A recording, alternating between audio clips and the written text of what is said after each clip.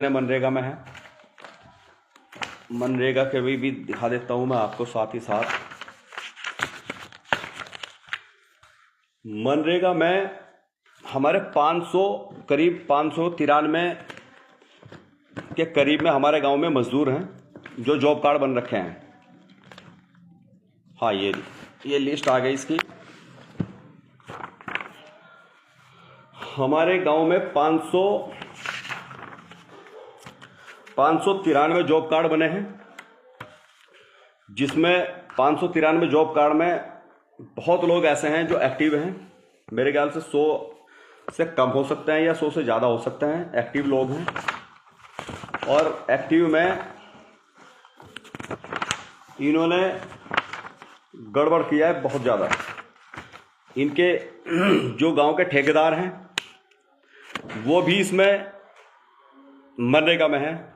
मनरेगा में उनकी फैमिली के बंदे बहुत हैं, यानी उनके बेटे भी हैं।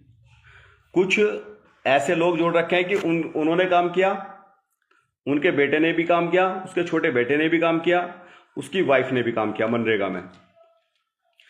महिलाएं बहुत बड़े स्तर पे जोड़ रखी हैं। जो गृहिणी है 100% गृहिणी हैं, उन्हें जोड़ रखा है उसमें मनरेगा में, कि मनरेगा में इन्होंने काम किया है। यानी सिर्फ और सिर्फ जो मनरेगा में खेल चला वो सिर्फ ये चला कि मैं आपका खाता चालू कर रहा हूं और आप मुझे उसमें से पेमेंट, जो भी खाते में आपका पेमेंट डलेगा, अपना प्रतिशत काटने के बाद वो हमें दे दिया जाए। वो प्रतिशत आप अपना काटो, वो हमें दे दो। और जो ऐसे ऐसे लोग बना रखे हैं मनरेगा में जो नहीं इन्हें पैसा दे सकते वापसी लाकर, वो लोग जोड़ रखे हैं इसमें। यानी जो सरकार ने हमें पैसा दिया, हमारी पंचायत को पैसा दिया विकास कार्यों का, कि बहुत बड़े स्तर पर विकास कार्य हो, वो नहीं हुआ। यानी अपना सिर्फ अपना विकास किया। अपने विकास के साथ साथ जो है इन्होंने कितना बड़ा घोटाला किया, वो सिर्फ जिस दिन जांच अधिकारी आएंगे बारी बारी नाम के साथ, अभी फिलहाल मैं फेसबुक के माध्यम से नाम नहीं खोल रहा हूं उन लोगों के, 593 लोगों की लिस्ट है मेरे पास। ये आप देख भी सकते हैं। ये अगर आपको दिख रही हो तो 593 लोग मेरे साथ इस लिस्ट में है मनरेगा में। मनरेगा में इनके बेटे ने भी काम किया, ये भी बताऊंगा सन में कौन से में काम किया। और उसके बाद इनके ठेकेदार साहब ने भी काम किया। यानी ठेकेदारी अलग और मनरेगा में अलग, उनकी फैमिली के मनरेगा में अलग। हमारे गांव में बहुत लोग ऐसे हैं जो मैं गिनती बता सकता हूं उन लोगों की, जो उन लोगों को मनरेगा के तहत काम मिलना चाहिए था, और वो लोग आज बड़े वंचित हैं। ऐसे ऐसे लोगों को प्रधानमंत्री आवास योजना में घर दिए जो उसके हकदार नहीं थे, और थे जो लोग हकदार थे प्रधानमंत्री आवास योजना के, उन्हें मकान नहीं मिले। बहुत मकान मैं ऐसे गांव अपने ग्राम पंचायत में दिखा सकता हूं जो उन्हें वाकई मिलने चाहिए थे, उनका हक मिलना चाहिए था, जो सरकार ने दिया, और उन्हें उनका हक मिलना चाहिए था कि मकान मिले उन्हें अच्छा रोजगार भी मिले। जब रोजगार की सुविधाएं हमारी सरकार हम उपलब्ध करा रही है ग्राम पंचायतों में, उसके बाद आवास योजना भी एक उन्होंने चलाई, आवास भी दे रही है, यानी पेंशन भी दे रही है। यानी काम के सारे जितने भी हित हैं वो पूरी सरकार हमें देने के लिए तैयार है। मगर सरकार के साथ जो ये नुमाइंदे बैठे हुए हैं, जो पंचायतों में बैठ जाते हैं कि अभी 50 लाख रुपए का खर्च किया चुनाव लड़ने के लिए, हमने 60 लाख रुपए का खर्च किया, 70 लाख का खर्च हो गया हमारा, वो सिर्फ हमारे ही बीच को निकलता है। वो सिर्फ जितना भी निकलता है वो सिर्फ हम लोगों के बीच में को निकलता है। मेरा आप सभी से अनुरोध रहेगा, जितने भी पंचायत के लोग हैं जो फेसबुक के माध्यम से मुझे देख रहे हैं, वो लोग जितना भी खर्च होता है पंचायत में चुनाव लड़ने के लिए, जो भी प्रत्याशी चुनाव लड़ते हैं, उस खर्च को बिल्कुल ना जाए, बिल्कुल मत खाएं।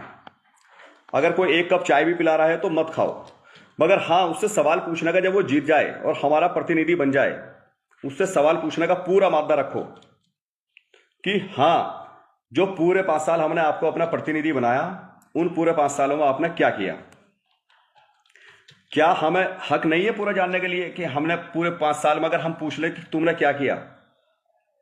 आज मुझे तरह तरह की बातें बताई जा रही हैं, तरह तरह की धमकी दी जा रही है, तरह तरह की इलाज करने की धमकी दी जा रही है। अरे भाई, मैं सीधा सीधा सिर्फ एक सवाल पूछना चाह रहा हूं, और क्या मुझे हक नहीं है, क्या भारत सरकार ने या संविधान ने मुझे हक नहीं दिया कि मैं आपसे सवाल पूछूं? आप मेरे जनप्रतिनिधि हैं।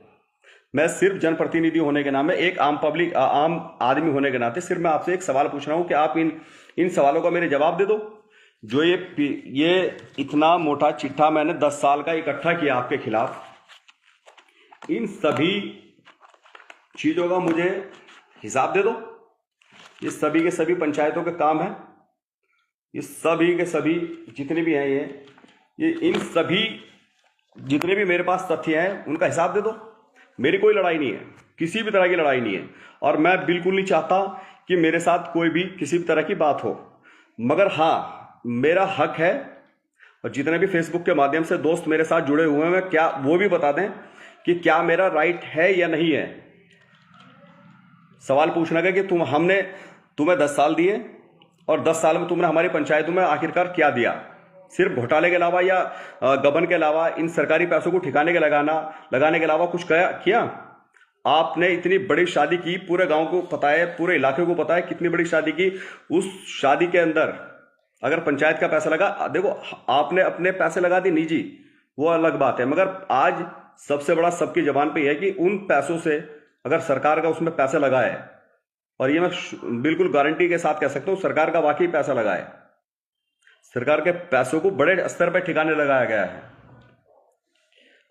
उस पैसों से हमारे गांव की गरीब लड़कियों की शादी हो सकती थी,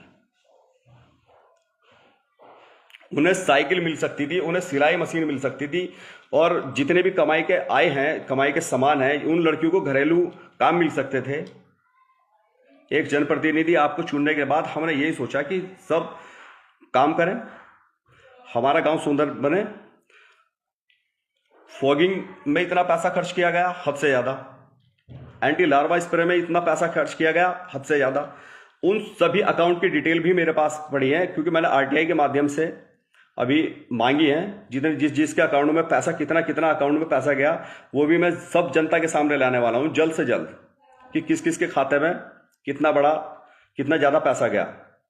गौ रक्षा सेवा, जनपदीय गौ रक्षा सेवा समिति, हमारे गांव में जनपदीय गौ रक्षा सेवा समिति कहां है वो बता दिया जाए। एक गाय को मरने के आपने 47,000 रुपए निकाल दिए। बहुत बहुत शुक्रिया इमरान उत्तराखंडी साहब, हमारे साथ जुड़े हैं इस फेसबुक के माध्यम से, और मेरे बड़े भाई हैं और उत्तराखंड से हैं, और हमेशा मुझे बहुत साथ मिलता है। इमरान भाई आपका बहुत बहुत शुक्रिया। मैं आपसे यही उम्मीद करता हूं कि इस लड़ाई में आप मेरे साथ खड़े रहें।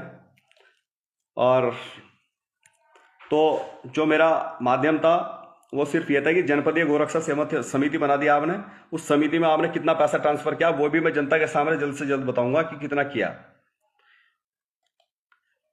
पैसा ट्रांसफर किया, पैसा खाया, ठिकाने लगाया गया, सिर्फ इतना ही काम चला हमारे पंचायत में। इन 5 साल में अगर कोई कवाल का मुझे ग्राम पंचायत का, मेरी पंचायत का कोई भी ये बता सकता है कि इन पूरे 5 साल में कोई विकास कार्य अच्छे से अच्छा हुआ हो तो बता दिया। जितनी भी हमारे पंचायत में सफाई हुई है उन सफाई के डबल पैसे निकाले गए हैं। यानी आज तक सिर्फ 2 ही मजदूरों ने काम किया हमारे गांव में, जो बुग्गी से उठाते हैं और तीसरे जो 2 जमीन पे कूड़ा उठाते हैं, सिर्फ उन लोगों ने।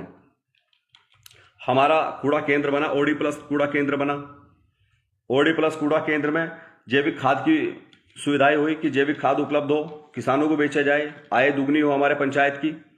मगर वो पैसा भी बता दी जाए कि कितना पैसा हमने उससे आय कमाई, कितना पैसा हमने पंचायत को कमा के दिया, कितना हमने किसानों को बेचा, या कितना हमने नगर पालिका या नगर निगम को हमने अपने कवाल के कूड़े को भेजा, कितना उसमें प्लास्टिक इकट्ठा हुई, कितना लोहा हुआ, कितना टीन हुआ, कितना मतलब जो भी अन्य सामान है वो कितने इकट्ठे हुए। पेंटिंग के माध्यम से आपने इतना रुपया लगा दिया दुनिया भर का। तो हर एक चीज का मैं हिसाब देने जा रहा हूं। और बहुत जो हमारे जिले में डीएम साहब ने अधिकारी नियुक्त किए हैं, यानी जो इसमें जांच समिति में हमारे अधिकारी हैं, वो अधिकारी बहुत ईमानदार हैं, बहुत ज़्यादा ईमानदार हैं, किसी के दबाव में आने वाले नहीं है वो। इसीलिए हमने डीएम साहब से बहुत निवेदन किया। मैंने कहा डीएम साहब इसमें कोई अच्छे अधिकारी, ईमानदार